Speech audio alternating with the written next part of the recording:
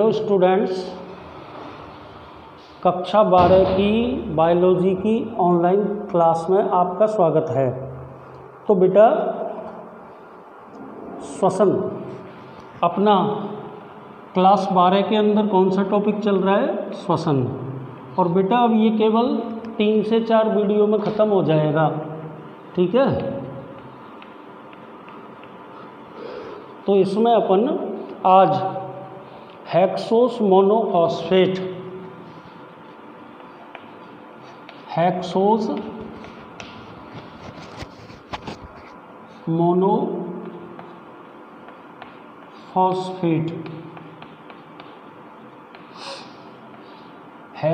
Monophosphate या HMP, short form में इसको क्या बोलेंगे बेटा? HMP, ठीक है? या पेंटोज फॉस्फेट पथ, पेंटोज फॉस्फेट पथ, इसके बारे में पढ़ेंगे बेटा। तो इसको यहाँ अपन क्या लिख देंगे? PHP, पेंटोज फॉस्फेट पथ। PHP नहीं बेटा, फॉस्फेट है ना बीच में, तो P आ जाएगा, PP पाथवे, ठीक है?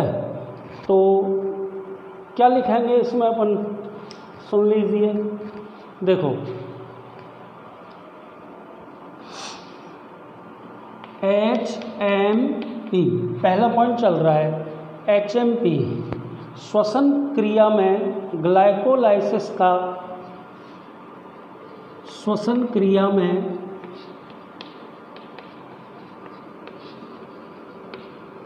ग्लाइकोलाइसिस का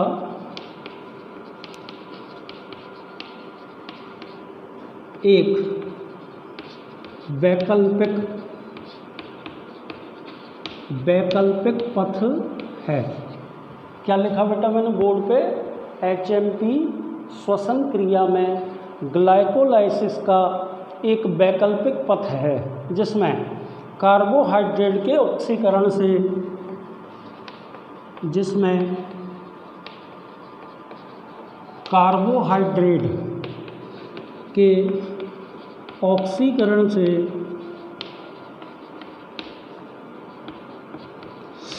ऊर्जा प्राप्त होती है। तो ये तो बेटा अपन ने पहला पॉइंट लिख दिया। और क्या लिखा मैंने इस पहले पॉइंट में कि HMP श्वसन क्रिया में ग्लाइकोलाइसिस का एक वैकल्पिक पथ है, ठीक है, जिसमें कार्बोहाइड्रेट्स के ऑक्सीकरण से ऊर्जा प्राप्त होती है। आगे चलिए बेटा। इस प्रक्रिया में ग्लूकोज का विघटन एक मध्यवर्ती, इस क्रिया में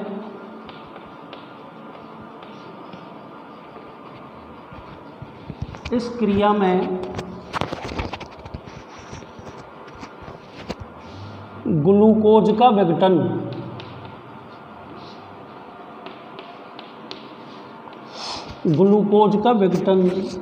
एक मध्यवर्ती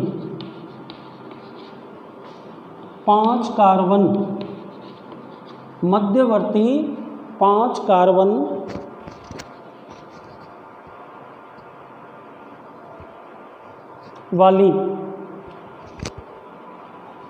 कार्बन वाली शर्करा के रूप में होता है।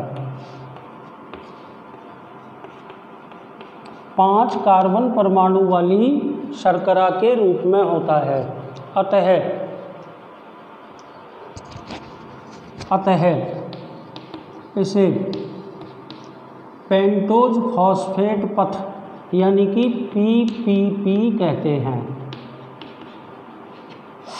तो बेटा सबसे पहले तो आपको ये 2 पॉइंट याद करने हैं। कौन सा पथ चल रहा है अपना? Hexose monophosphate, HMP। क्या नाम है इसका दूसरा? पेंटोज फॉस्फेट पथ, ठीक है ना? पहला पॉइंट क्या लिखा है? HMP श्वसन क्रिया में ग्लाइकोलाइसिस का एक वैकल्पिक पथ है जिसमें कार्बोहाइड्रेट के ऑक्सीकरण से ऊर्जा प्राप्त होती है। दूसरे पॉइंट में क्या लिखा है, इस क्रिया में ग्लूकोज का विघटन एक मध्यवर्ती 5 कार्बनिक परमाणु वाली शर्करा के रूप में होता है।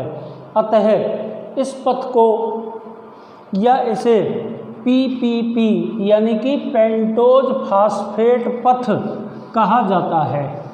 ठीक है बेटा, आइए पॉइंट नंबर 3 पे। इस पथ का सर्वप्रथम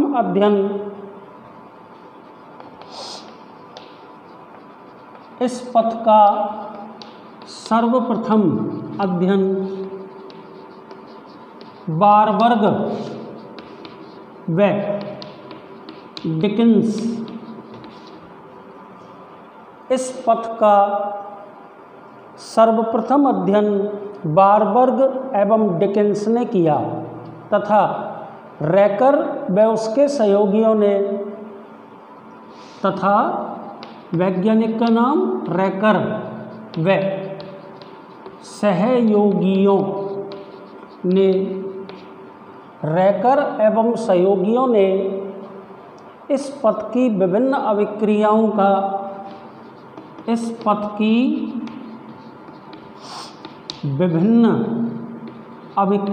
का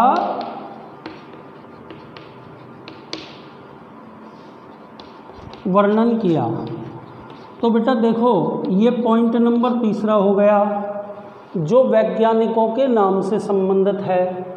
तो मैंने क्या लिखा है इस तीसरे पॉइंट में कि हेक्सोस मोनोफॉस्फेट या पेंटोज फॉस्फेट पथ का सर्वप्रथम अध्ययन बारबर्ग एवं डिकिंस ने किया तथा रैकर व सहयोगियों ने इस पथ की विभिन्न अभिक्रियाओं का वर्णन किया।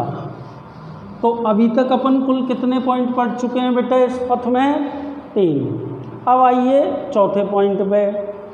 यह पथ परिपक्व पादप कोशिकाओं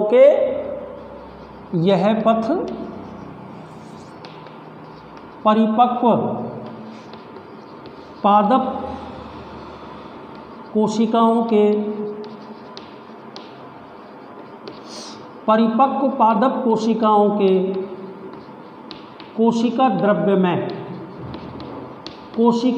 में होता है।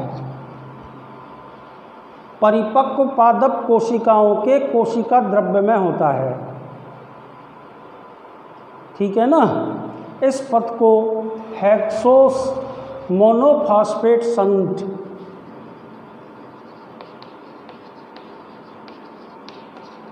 हेक्सोस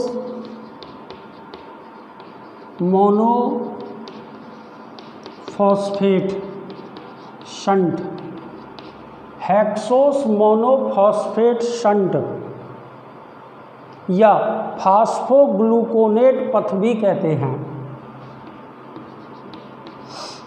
फास्फोग्लूकोनेट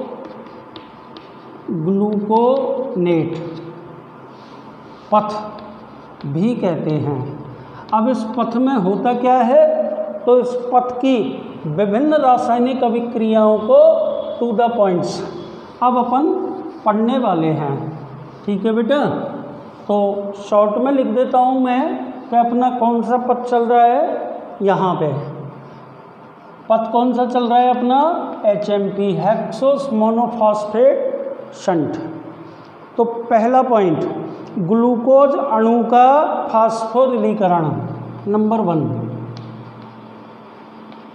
ग्लूकोज अणु का फास्फोरिलीकरण, ये चरण नंबर पहला है। ठीक है ना। क्या पढ़ोगे इसमें? सर्वप्रथम ग्लूकोज अणु, तो ये मैंने ग्लूकोज लिख दिया। ग्लूकोज के कितने कार्बन परमाणु होते हैं ग्लूकोज में? 6। सर्वप्रथम ग्लूकोज का अणु हेक्सोकाइनेस एंजाइम की उपस्थिति में, एंजाइम का नाम क्या लिखूंगा? हेक्सोकाइनेस काइनेज एंजाइम की उपस्थिति में 6 मोल एटीपी से क्रिया कर 6 मोल एटीपी से क्रिया कर ग्लूकोज 6 फास्फेट में परिवर्तित हो जाता है। ग्लूकोज 6 फास्फेट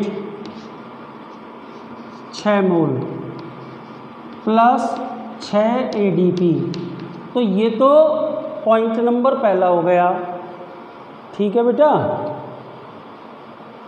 तो क्या लिखा मैंने इसमें कि इस प्रक्रिया, पहला हेडिंग अपन ने क्या लिखा है, ग्लूकोज अणु का फास्फोरिलीकरण।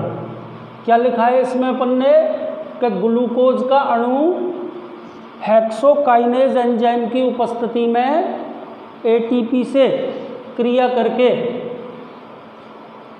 ग्लूकोज 6 फास्फेट का निर्माण करता है। ठीक है, आपके सामने समीकरण लिख दी, ग्लूकोज 6 फास्फेट का ऑक्सीकरण।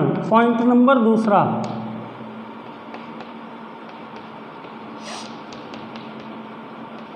ग्लूकोज 6 फास्फेट का ऑक्सीकरण, ये दूसरा हेडिंग हो गया बेटा। ठीक है ना, ये पहला था ग्लूकोज अणु का फास्फोरिलीकरण, और दूसरा क्या लिखा है, ग्लूकोज 6 फास्फेट का ऑक्सीकरण। इस क्रिया में ग्लूकोज 6 फास्फेट का तत्काल ग्लूकोज 6 फास्फेट का तत्काल फास्फोग्लूकोनिक अम्ल में ऑक्सीकरण हो जाता है। क्या बनेगा, फास्फोग्लूकोनिक अम्ल। और इसमें बेटा कार्बन के होते हैं 5 परमाणु। ठीक है ना, यह क्रिया डिहाइड्रोजनेस एंजाइम की उपस्थिति में होती है। डिहाइड्रोजनेस, तो ये बेटा इसकी समीकरण अपन ने लिख दी है। इस क्रिया में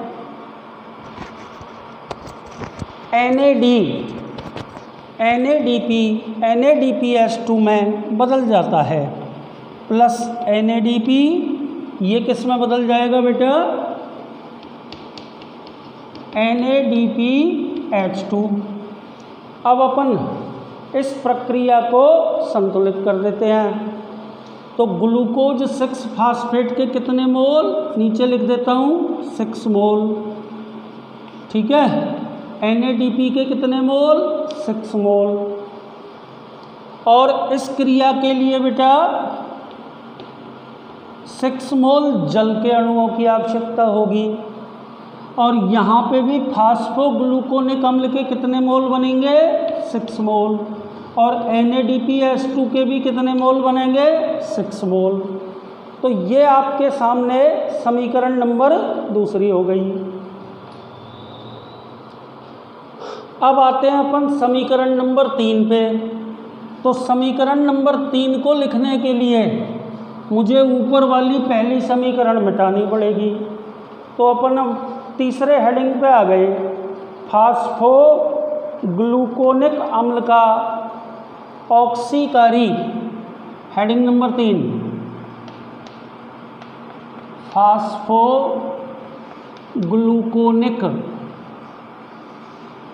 अम्ल का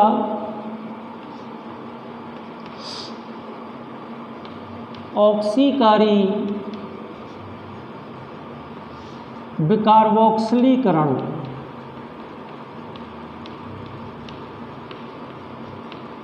मतलब यौगिक में से CO2 निकलेगी।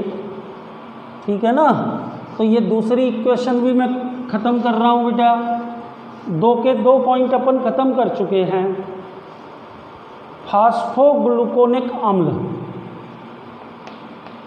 फास्फोग्लूकोनिक ग्लूकोनिक अम्ल, इसके कितने मोल?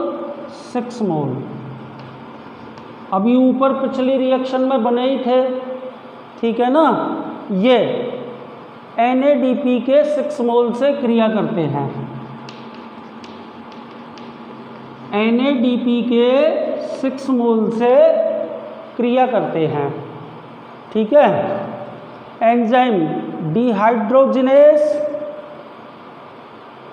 एंड डीकार्बोक्सिलीकरण तो हो गई, डी ऑक्सीकारी है, हाइड्रोजिनेस एंजाइम की उपस्थिति में। अब क्या क्या बनेंगे वो लिखना है। तो एक तो बना राइबुलोज 5-फास्फेट के 6 मोल,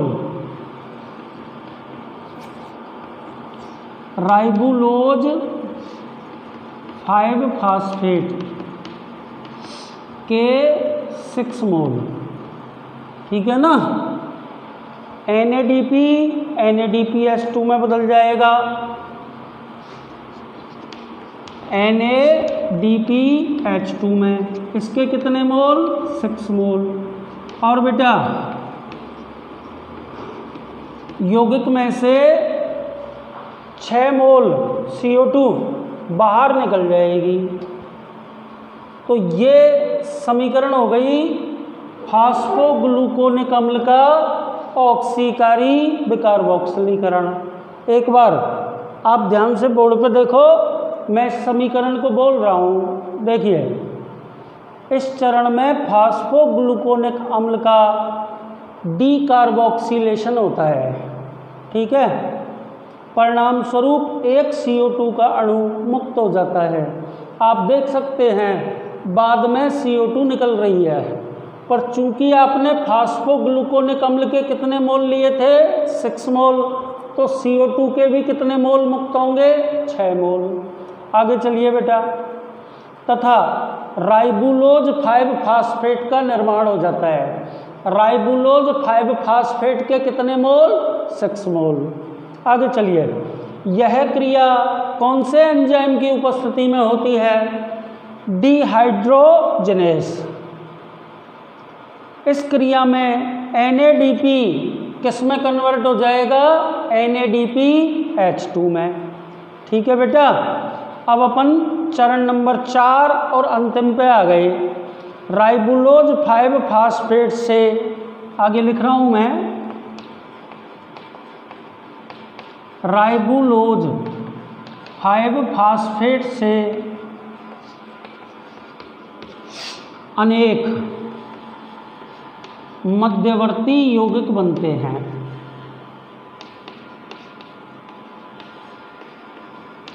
राइबुलोज 5-फास्फेट से अनेक मध्यवर्ती यौगिक बनते हैं। राइबुलोज 5-फास्फेट से विभिन्न पदार्थों, इससे विभिन्न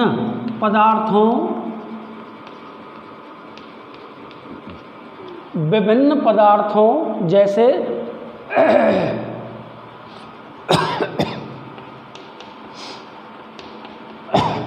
DNA, RNA, ATP, DNA, RNA, ATP, FAD,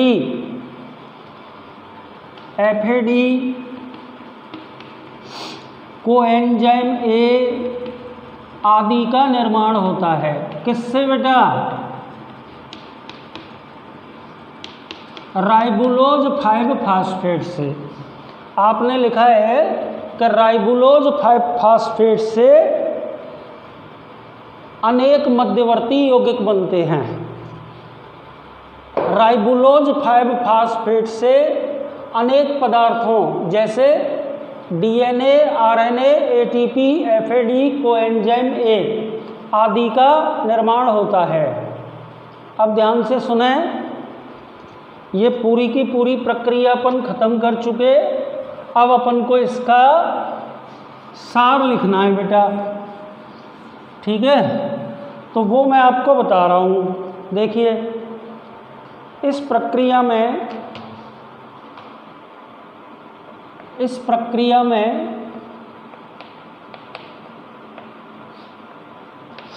प्रत्येक CO2, इस प्रक्रिया में प्रत्येक CO2 अणु के साथ 2 मोल, प्रत्येक CO2 अणु के साथ 2 मोल NADPH2 बनते हैं, NADPH2 बनते हैं। ठीक है ना। आगे चलिए। चूंकि ग्लूकोज के एक अणु में, चूंकि ग्लूकोज के एक अणु में कार्बन के कितने परमाणु होते हैं? 6 परमाणु होते हैं। तो बेटा आप समझ गए होंगे, कार्बन के 6 परमाणु हैं तो कुल कितने मोल NADPH2 बनेंगे? 12 मोल। ठीक है ना। ग्लूकोज अणु के पूर्ण विखंडन से, ग्लूकोज अणु के पूर्ण विखंडन से 6 मोल CO2 व 12 मोल NADPH2, 12 मोल NADPH2 निर्मित होते हैं। 12 मोल NADPH2 निर्मित होते हैं। ये NADPH2 के अणु, NADPH2 के अणु ETS में, ETS बेटा अभी शेष रह रहा है इस पाठ में, पढ़ेंगे आगे। इलेक्ट्रॉन परिवहन तंत्र, ETS में प्रवेश कर ATP के रूप में ऊर्जा का उत्पादन करते हैं, उत्पादन करते हैं। ठीक है बेटा। और देख लीजिए, इस पथ द्वारा ग्लूकोज का विघटन होने पर अतः स्पष्ट है कि इस पथ द्वारा ग्लूकोज का विघटन होने पर 36 मोल ATP अणुओं की उत्पत्ति होती है। तो एक बार बेटा जो ये मैंने बोर्ड पे लिखा है, ये hexose mono shunt, hexose monophosphate का सार है, समरी। एक बार ध्यानपूर्वक इसे सुन लीजिए। देखो इधर, इस प्रक्रिया में प्रत्येक CO2 अणु के साथ 2 मोल NADPH2 के मुक्त होते हैं। एक अणु CO2 के साथ में 2 मोल NADPH2। ठीक है। तो आप क्या कह सकते हैं कि ग्लूकोज के एक अणु में कार्बन के कितने परमाणु होते हैं? 6 परमाणु होते हैं। ठीक है ना। कार्बन के 6 परमाणु। तो बेटा ग्लूकोज के एक अणु के पूर्ण विघटन से 6 मोल CO2 उत्पन्न होती है। तो कितने मोल NADPH2 बनेंगे? 12 मोल बनेंगे। और बेटा ये 12 मोल NADPH2 ETS में प्रवेश करने के पश्चात प्रत्येक से 3 बनता है, तो 36 मोल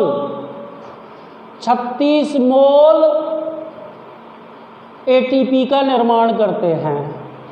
तो बेटा आज के इस वीडियो में आपको मैंने हेक्सोस मोनोफॉस्फेट शंट के बारे में पूरी की पूरी प्रक्रिया रासायनिक समीकरणों सहित बताइए। ठीक है, आज के लिए इतना ही। अब केवल इस पाठ के अंदर आपका इलेक्ट्रॉन ट्रांसपोर्ट सिस्टम बचा है, तो वो ना अगले वीडियो से अपने स्टार्ट कर देंगे। धन्यवाद।